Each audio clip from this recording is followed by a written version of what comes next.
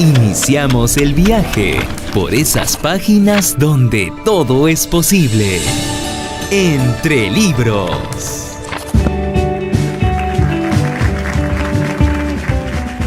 ¿Cómo están, amigos de Entre Libros de Radio Nacional del Perú? Como cada domingo a las 9 de la noche acompañándolos. En esta ocasión vamos a hablar de literatura, de cuentos y también de poesía. Pero vamos a hablar esta primera media hora con un libro de cuentos para niños que se llama Nasruddin y el sueño del sultán, escrita por Carlos Matius. Vamos a conversar hoy día con él y las ilustraciones han sido hechas por Andrea Sumalavia. Y en verdad es un libro de cuentos muy interesante porque tiene diversas historias y muy divertidas para niños que tienen de repente como un consejo al final o para tener una reflexión. Muy divertidos. En este libro hay bastante humor también. Y bueno, es acerca del personaje mítico del sufismo o mística islámica a través de las disparatadas historias de Nasruddin. Este es el libro y vamos a darle la bienvenida a Carlos Matius. ¿Cómo estás, Carlos? Bien, muy bien. Muchísimas gracias, Magnolia, por la invitación. No, a usted, en realidad, porque este libro nos llegó ya hace algún tiempito. Hemos estado tratando de coordinar y se ha hecho esperar, pero sí, creíamos básico definitivamente hacer la entrevista, porque para Carlos Matius, ¿por qué es importante escribir un libro de cuentos para niños? Es quizás algo por demás valioso alcanzar este tipo de conocimiento sagrado, particularmente los niños. Estamos viviendo una época en la cual la espiritualidad ha pasado a un segundo plano. Uh-huh. Y otra herramienta curiosa del viejo mulá de Nasruddin es que utiliza el humor. Uh-huh. Además, las historias son cortas, simpáticas, sencillas en su estructura. Entonces, es una pedagogía fácil y asequible para los pequeños. Sí. Ahora, en realidad, no solo es un libro para niños, ¿no? Eso es un poco el pretexto. Las historias de Nasruddin encierran mensajes sagrados detrás de esa aparente cuestión disparatada que narrabas y que pues pueden ser entendidos por niños y por mayores. Definitivamente hay cuentos que son no solamente para niños, sino también para adultos. Los he disfrutado, en realidad los he leído, son 8 cuentos que están aquí. ¿Y por qué ese nombre? ¿Por qué Nasruddin y el sueño del sultán? Bueno, de repente sería bueno presentar al viejo Nasruddin, ¿no? Ajá. Claro. Claro que sí, adelante. Sí. A ver, Nasruddin es un personaje de la mística islámica y particularmente el folclore de Medio Oriente. Uh-huh. En realidad los expertos no están de acuerdo si fue una persona real. Algunos dicen que sí, que nació en 1208 en una aldea de Hortu en Turquía. Uh-huh. Y otros dicen que no, que en realidad es un personaje tradicional que nunca existió y que viene un poco desde la época más remota de los árabes. Ahí sería el personaje de Yuha. Uh-huh. Luego pasa a Turquía, es Nasruddin Hoxha. Nasruddin significa gloria de la religión. Uh-huh. Y Hoxha sería como maestro, entonces el maestro gloria de la religión.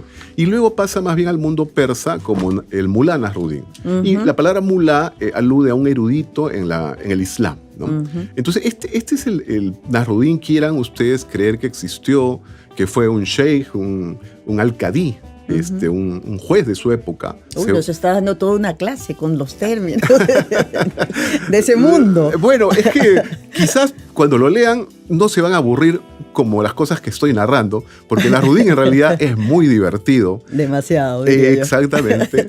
Y sin embargo encierra una profundidad muy intensa. Ajá. Como habrás visto, mi querida Magnolia, ajá, este libro tiene una guía explicativa.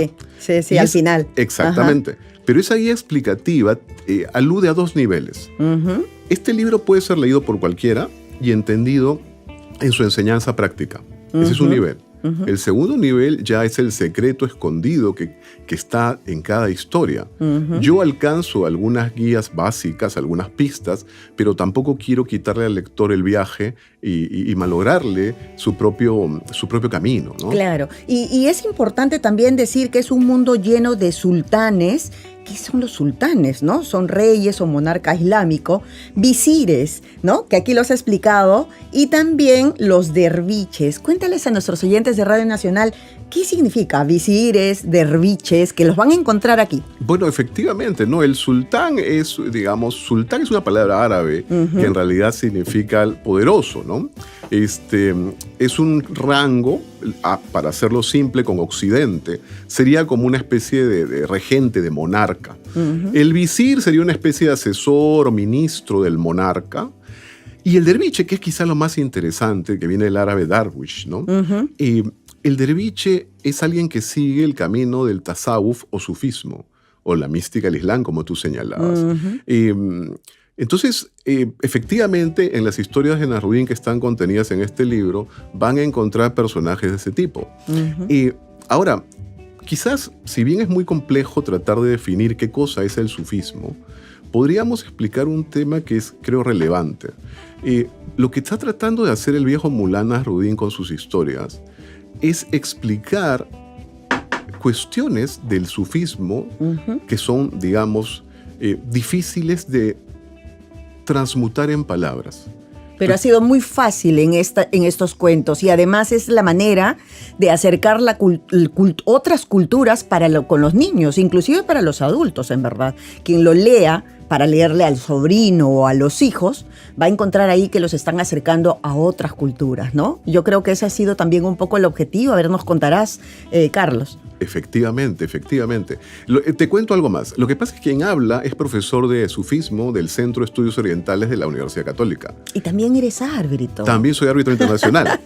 ¿Cómo fluyes con los cuentos? Lo que pasa es que la realidad, mi querida Magnolia, es una sola. Entonces, bien puedo ser árbitro profesional porque soy catedrático de Derecho de Arbitraje en la Universidad Católica, pero también puedo ser un humilde caminante.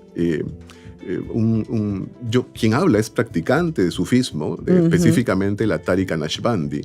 Y puedo ser profesor de mística islámica. No hay ningún problema, la realidad es una sola. Al-Haq, la verdad, es una sola, mi querida Magnolia. Entonces, pero quizás esa pregunta tuya es muy valiosa porque me lleva a un punto. ¿Cómo nace este libro? Al ser profesor de sufismo del Centro de Estudios Orientales, llegó un punto en el cual, porque yo he leído estas historias desde muy joven, y me conozco cientos de estas historias. Entonces, en un punto del tiempo, me percaté de lo difícil que a veces suele ser trasladar el conocimiento del tasawuf, del sufismo, a los alumnos. Una manera fácil, porque el humor rompe esas barreras lógicas. Sí. Es como una especie de pértiga que te ayuda a saltar esas paredes que las personas suelen colocar. Cuando quieres tú alcanzarles algo, que como diría en el sufismo, esta boca es un agujero demasiado pequeño para que pase todo un mar. Esa es la idea. Entonces, el humor de Nasruddin es una herramienta para ello. Y era una consecuencia necesaria y además agradable de ser profesor de mística islámica. Entonces es una cosa que vino como algo natural. Y Nasruddin y el sueño del sultán, estamos conversando con Carlos Matios, y aquí hay unas ilustraciones. Estas ilustraciones han sido a cargo de Andrea Sumalavia. Cuéntanos cómo fueron las coordinaciones. ¿Tú tuviste coordinaciones con ella? Fue parte de la editorial, que por cierto es una editorial española que se llama Mandala Ediciones. ¿Cómo es que llegaste a esa editorial? Cuéntanos también lo de las ilustraciones. Claro que sí. A ver, primero, quien habla trató de encontrar alguna editorial en nuestro país, digamos inicialmente. Tristemente, toqué algunas puertas, pero no se abrieron. Así que luego comencé a ver, lo que pasa es que como árbitro y catedrático de arbitraje, he publicado libros en varios continentes, incluido España. Tengo muchos libros publicados en España. Entonces me parecía natural, digamos, como tú bien me preguntabas, todo es lo mismo, el catedrático o el profesor de sufismo. Entonces, bueno, España siempre ha sido un lugar en que he publicado mucho y publico. Dije, bueno, tocaremos puertas, y se abrieron inmediatamente. Sí. Y fue Mandala Ediciones, que es una editorial muy potente allá de Madrid, y que además está vinculada a temas diversos, entre ellos la mística. Y tienen un formato muy bonito, colorido por dentro, con las ilustraciones de Andrea Sumalavia. Miren, letra grande para quienes ya vemos cada vez menos. Es verdad. Y para contarles, porque en realidad los libros a veces no solo lo toman los niños, sino que los padres o los tíos o quien quiera que fuere y le lea un cuento a un niño es bastante valioso, en verdad. Y recordaba, te digo, cuando estuve leyendo estos cuentos, yo de pequeña leía las fábulas de Esopo, entonces tenían un mensaje al final y me dio mucha risa porque tiene bastante humor, pero también sentía que aprendía, inclusive yo a esta edad, algunas cosas, ¿no? Hemos leído tantos, de repente te atreves a contarnos una historia. Por supuesto, y para no dejar algo importante, Ajá. Andrea Sumalavia es una gran ilustradora, radica en Francia y es hija de un reconocido escritor, ¿no? Ricardo Sumalavia. Sí, a quien hemos entrevistado aquí por su libro Mientras huye el cuerpo también. Ajá. Sí. Es reconocido. Y entonces fue una coordinación constante entre el editor, quien habla, y la ilustradora. Cada una de esas ilustraciones ha pasado por varias fases y su trabajo es soberbio. Es una de las cosas, creo, Sí. más hermosas que tiene el libro, amén del mensaje, ¿no? En cada cuento van a encontrar, ¿no? Las ilustraciones están bien, bien bonitas y además te ayudan un poco a complementar lo que lees, ¿no es cierto? ¿Y qué otra cosa es que, o sea, anteriormente sí no habías escrito cuentos de esta naturaleza? No, es mi primer libro de cuentos para niños. ¿Cuándo los escribiste? Durante el transcurso del año 2023 y el libro se publica en diciembre de 2024 en España. Ahora, para escribir un libro de cuentos de niños, en realidad voy a preguntarte, ¿cómo era el Carlos de niño y el Carlos adulto? Te responderé y luego te contaré el cuento que me pediste. Sí, claro que sí. Bueno, pues en realidad yo tengo pendiente el tema de ser escritor de cuentos para niños desde que soy muy pequeñito. A mí me ha fascinado la literatura toda mi vida. Inclusive en un punto de mi vida pensaba no ir a Derecho, sino irme a Literatura. Pero al final el destino tiene su propia lógica. Así que terminé como abogado y árbitro. Pero de algún modo la literatura me ha perseguido durante toda mi existencia. Por ejemplo, quien habla tenía la costumbre de narrarle cuentos a mi madre. Mi madre ya falleció hace 5 años. Pero yo la hacía dormir contándole cuentos que los modificaba. Y cuentos infantiles. Entonces mi madre era una persona, digamos, robusta. Entonces simplemente todos los personajes eran cerditas, ¿no? La cerdita egoísta, ¿no? La cerdita y el lobo, etc. Y luego con mi esposa he hecho lo mismo también. Entonces en realidad ya esto es una latencia de la cual no podía escapar. Y te narro una historia de Nasrudin. A ver. Y voy a narrarte una que no está en el libro para no quitarle el disfrute a ninguno de los futuros eventuales lectores. ¿Y cómo se llama este cuento? A ver, es una historia de Nasrudin en la cual él llega un viajero a su casa. Bueno, Nasrudin está en su casa tranquilito y de repente llega un viajero, entonces ingresa, ¿no? Y se da cuenta, lo saluda, ¿no? Ya sabes, en el mundo islámico, ¿no? As-salamu alaykum, ¿no? Y lo saluda y el mulá, alaykum salam, se sienta y observando la casa de Nasrudin se percata que Nasrudin solamente tiene un tapetito donde duerme, tiene una pequeña jarrita y tiene como una cocinita. Y entonces le dice, pero mulá, solo tienes estas 3 cosas. Y le dice, ¿y qué te extraña? Pero tú no tienes casi nada. Sí, pero yo solamente estoy de paso. Y el mulá lo mira y le dice, yo también. Esa era la idea, ¿no? Así es. Esa es la idea. En el mundo estamos de paso. Apenas si somos, esta vida es un suspiro, ¿no? Mashallah, Sí. lo has entendido todo. Ajá, de verdad. Y a mí sí me gustaría contar este cuento de Nasrudin y las 2 preguntas y Por después favor. te voy a pedir, porque es cortito, pero Por muy favor. gracioso también. Un día en la plaza de la ciudad, Nasrudin colocó un cartel que decía: se contestan 2 preguntas sobre cualquier tema por 70 monedas de plata. Un hombre que pasaba por ahí y que tenía 2 preguntas muy urgentes que hacer, le pagó el precio indicado y preguntó: ¿no es acaso muy caro cobrar 70 monedas de plata por solo 2 preguntas?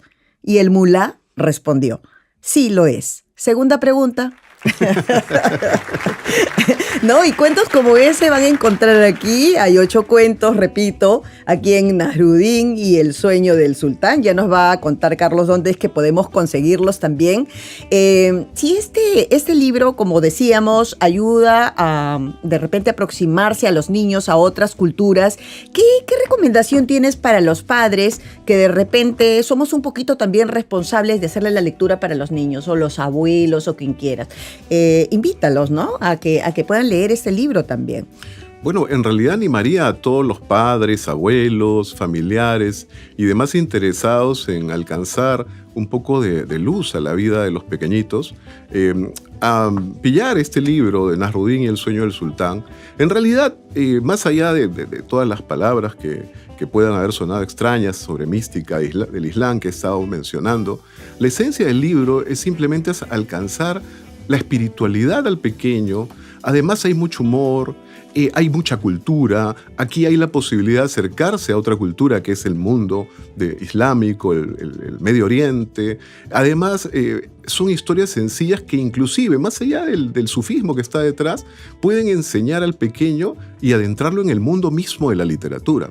Así que animaría, inshallah, a todos aquellos que quieran compartir con sus hijos, sus familiares pequeños, un obsequio de este tipo. Los animaría a pillar el libro y a aprender un poco, ¿no?, de quién es este personaje que tiene cientos y cientos de historias tradicionales. E incluso, por ejemplo, te comparto algo, mi querida Magnolia. El otro año, en el Centro de Estudios Orientales, vamos a lanzar un curso. Así es. Qué interesante. De Nasruddin, las historias explicadas, la idea de la narrativa que está detrás, pero también como metatexto posterior a este asunto, alcanzar el sufismo, entender a través de Nasruddin qué es esto del sufismo. Y como hemos estado mencionando algo que es muy difícil de explicar, me permitiría decir lo siguiente, ¿no? Todos los caminos sagrados que recorren las personas diversas, el cristianismo, el budismo, el islam o cualquiera que hayan decidido seguir, esconden una verdad que no se puede transmitir con palabras. Detrás de esas formas, como por ejemplo el cristianismo, el ir a la iglesia, la confesión, etc., hay algo que es un efecto real de todas esas formas. Es un silencio de la conciencia, es una aproximación espiritual que no se puede explicar en palabras. La idea de este libro es aproximar a adultos y pequeños a eso que las palabras, lamentablemente, no pueden alcanzar plenamente. ¿Y han tenido alguna relación con las escuelas, de presentarlo en alguna escuela o algo?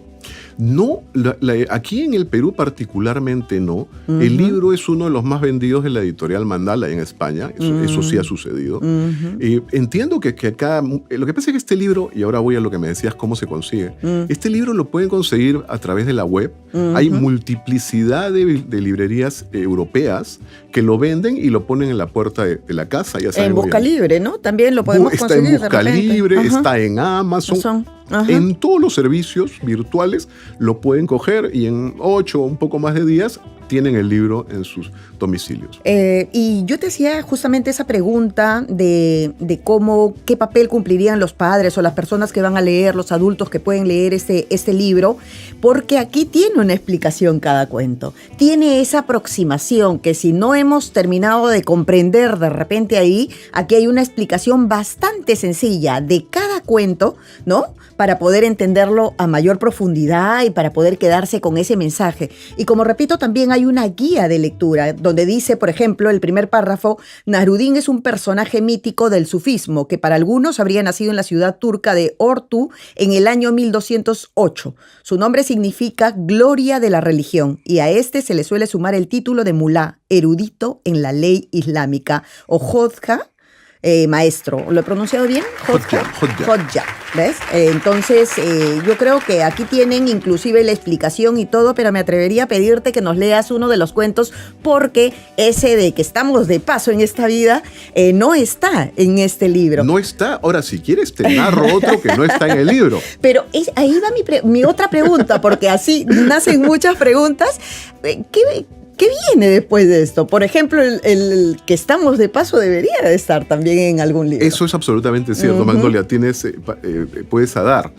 Sí, efectivamente, Nasrudin no va a terminar, ¿no? Viene otro libro sobre Nasrudin. En realidad podría, digamos, producir diversos libros, pero todo tiene un tiempo. Todo tiempo, no hay prisas, pero efectivamente este no es el primer y último libro de Nasrudin. Perfecto. O sea, la mística y el Islam tiene mucho que dar. No, y queremos más de Nasrudin, definitivamente. Me incluyo. Mashallah. Entonces te voy a contar un cuento como me lo has pedido. Uno cortito. Un día Nasrudin estaba fuera de su casa, de noche, ¿no? Buscando algo. Entonces sus vecinos que llegan a verlo le dicen, mulá, ¿qué hace? No, que se me ha perdido la llave. Bueno, te ayudamos. Así que comienzan todos a buscar la dichosa llave. Ya pasaban las horas, ya el cansancio los agobiaba, y le dicen, mulá, ¿pero estás seguro que has perdido la llave por aquí? No. La he perdido dentro de mi casa. Pero si la has perdido dentro de tu casa, ¿por qué estás buscando acá? No, es que aquí hay más luz. Esos son los cuentos. En cada uno de ellos yo he terminado con una risa, ¿no? No sonrisa, no voy a decir, sino que he reído un rato con los cuentos. Por ejemplo, también me llamó la atención ese de Nasrudin y el burro que sabía leer. ¿Qué influencias de cuentos para niños, de libros para niños has tenido o has revisado? Porque no es sencillo, pues, ¿no? A veces uno escribe libros para la academia, no necesariamente literatura, y el corte es otro, definitivamente, ¿no? Hay que profundizar por otros lares. Entonces, en este caso, ¿cómo ha sido contigo? Te cuento. A ver, en realidad he tenido la enorme fortuna de encontrar y seguir caminos sagrados desde hace un tiempo que no es tan pequeño. Quien habla, practica y además estudia el budismo Dzogchen desde hace más de 23 o 24 años. Además practico y estudio la mística del Islam desde hace más de un lustro. Entonces, en esa senda he estado expuesto no solo a la práctica formal, sino también a muchas historias. Es una magnífica pregunta la que tú haces. ¿Sabes por qué? Porque así como en el sufismo, o sea, en el Islam, en la mística islámica, existe Nasrudin que tiene historias graciosas, medias delirantes, medias curiosas. Date cuenta, volviendo a Occidente y luego nos vamos al mundo nuevamente de las místicas. Nasrudin es una suerte de Don Quijote. No sé si te has dado cuenta. Porque parece loco, pero sin embargo todos sus actos y enseñanzas son de una cordura potentísima. Bueno, sí, ¿no? Y tiene humor. Tiene mucho humor. Tiene mucho humor. Otra, el budismo japonés, el Zen, tiene, por ejemplo, unas herramientas que se llaman los koan. Y estos koan son, frases que tú las lees o preguntas que las lees y que parecen delirantes, no le entiendes. Por ejemplo, ¿no? Un aplauso con las dos manos suena así. ¿Cómo suena un aplauso con una sola mano? Ay, pues.